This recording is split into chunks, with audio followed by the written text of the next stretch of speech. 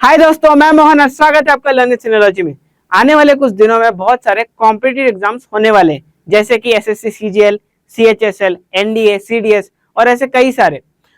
आपको daily current affairs का track रखना बहुत ही इंपॉर्टेंट है, बिकॉज क्वेश्चंस कहीं से भी आ सकते हैं। इसीलिए आज के वीडियो में हम कवर करेंगे 27 मार्च की सारी important news. Without wasting any time, let's start with our video. Video start करने से पहले कल की न्यूज को हम क्विकली रिवाइज कर लेते हैं। सुप्रीम कोर्ट ने एस्टैब्लिश किया था एक नेशनल टास्क फोर्स, ताकि स्टूडेंट्स के जो मेंटल कंसर्न्स हैं उनको एड्रेस किया जाए।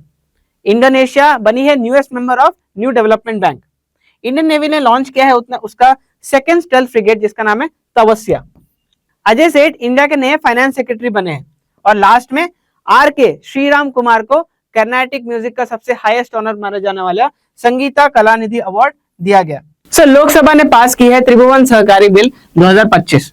इस बिल का एम है कि रूरल इकोनॉमी को और एम्पावर करना और सेल्फ एम्प्लॉयमेंट जनरेट करना। इस यूनिवर्सिटी का नाम अमूल कंपनी के फाउंडर त्रिभुवन किशिभाई पटेल के नाम पे रखा गया है। इस बिल के तहत इंस्टीट्यूट ऑफ रूरल मैनेजमेंट, जो आनंद गुजरात में है, उसको एज ए यूनिवर्सिटी इस्टेब्लिश किया जाएगा and it will be declared as an institution of national importance.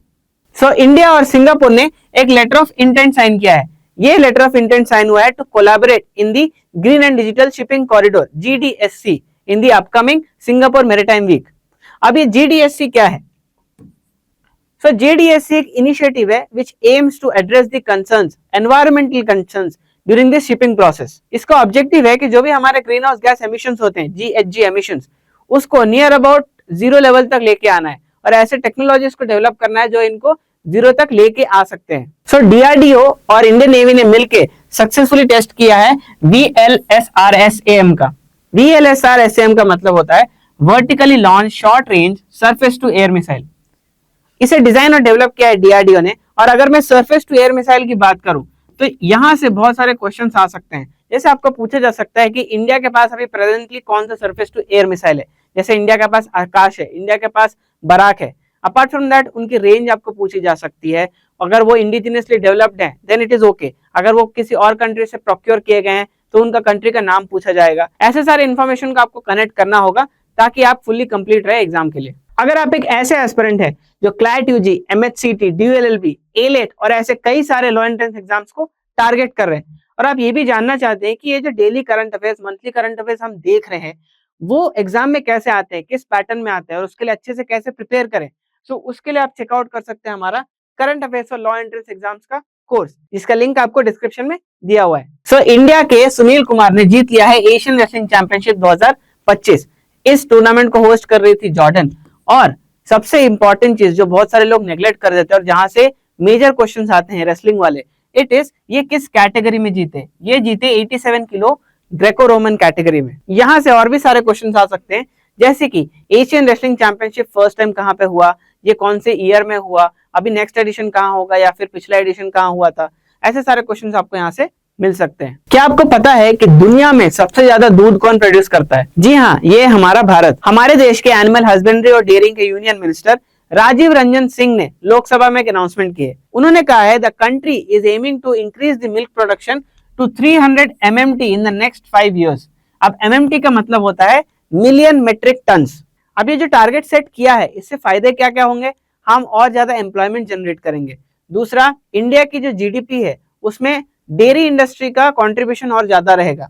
साथ ही साथ इंडिया का जो participation in the global milk production, उसमें इंडिया की हिस्सेदारी बढ़ेगी और इससे इंडिया के बिजनेस का ही और ज्यादा ग्रोथ होगा। यहाँ से एक क्वेश्चन मेरे माइंड में आ रहा है जो कि कॉम्पिटिटिव एग्जाम से पूछा जा सकता है, because this news is very important.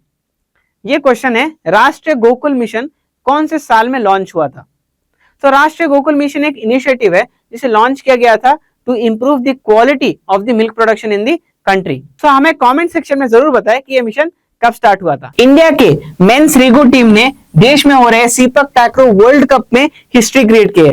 उन्होंने इस टूर्नामेंट में अपना पहला गोल्ड मेडल जीत लिया है। आज के न्यूज की सारी डिटेल्स आपके स्क्रीन में फ्लैश हो रही होंगी। आप इसका एक स्क्रीनशॉट ले सकते हैं for the revisional purpose. Video खत्म करने से पहले हम कुछ क्वेश्चंस देखेंगे। ये क्वेश्चंस हमें एक आइडिया देंगे कि हमने जितने भी न्यूज आज कवर किए उसमें किस टाइप के क्वेश्चंस पूछे जा सकते हैं।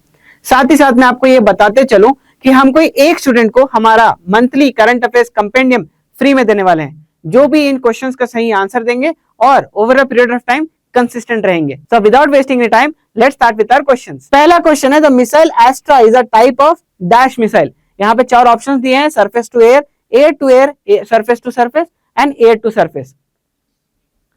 Next up we have which country hosted the Asian Wrestling Championship? India, Jordan, Pakistan and China.